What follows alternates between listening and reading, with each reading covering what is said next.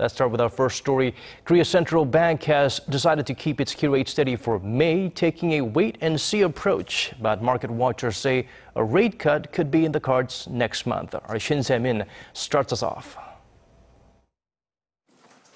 It did not come as a surprise. The Bank of Korea kept its key rate at 1.75% for the second month in a row, following its monthly monetary policy meeting on Friday.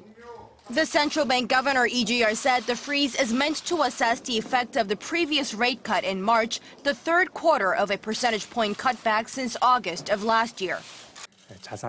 The real estate market has been on a recovery track recently, and consumer sentiment is also improving, but we need to keep an eye on whether these trends will continue.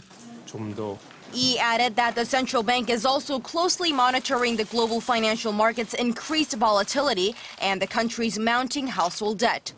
The amount of debt saw a sharp increase after the previous rate cuts that left the key rate at a historic low, while home transactions also shot up.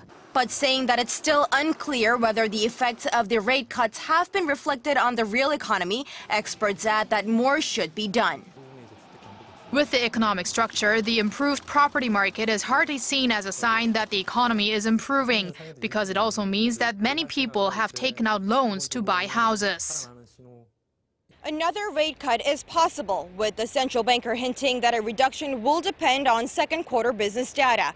Experts say that it is likely since the current rate is not enough to rouse the economy. Shin Se-min, Arirang News.